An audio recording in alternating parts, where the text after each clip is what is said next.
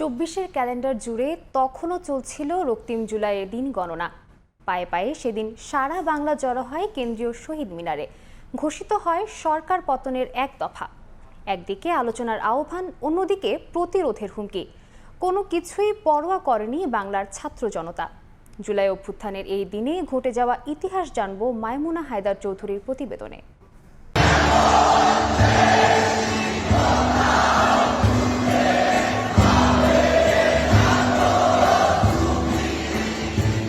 ৩৪ জুলাই, কি কারফিউ, কি বন্দুকের গুলি, কিছুর পরোয়া না করা তরুণ প্রজন্ম সেদিন গোটা দেশকে সঙ্গে নিয়ে এসে দাঁড়ায় শ্রদ্ধার মিনারে।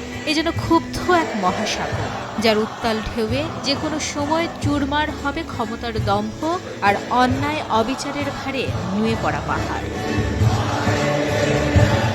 রক্তের উপর দাঁড়িয়ে নয় কোনো আপোষ। সেদিন এই এক স্লোগানে উত্তাল গোটা ভূখণ্ড।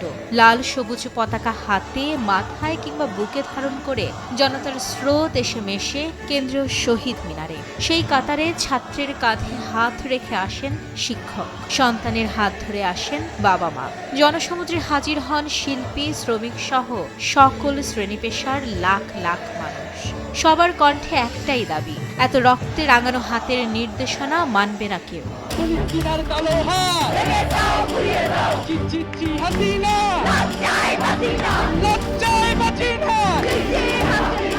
সরকার পতনের এক দফা ঘোষণা করা হয় কেন্দ্রীয় শহীদ মিনারের এই বিশাল জমায়েত থেকে।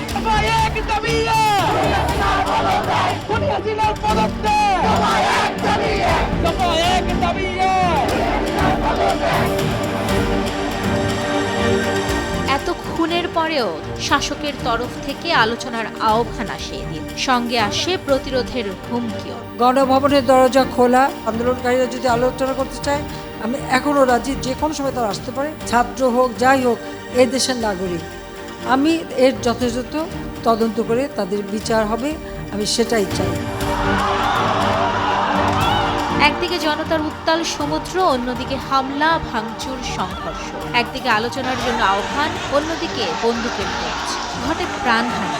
আপামর জনসাধারণ বলতে যা বোঝায়, প্রত্যেকে বাংলাদেশের এক দফার জন্য প্রস্তুত ছিল।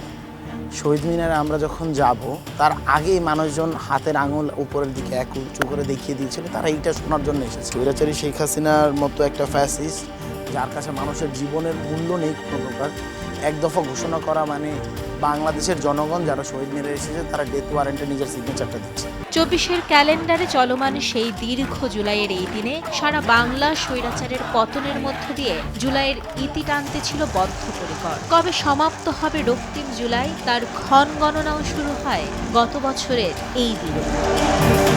মাইমুনা হায়দার চৌধুরী, সময় সংবাদ, ঢাকা।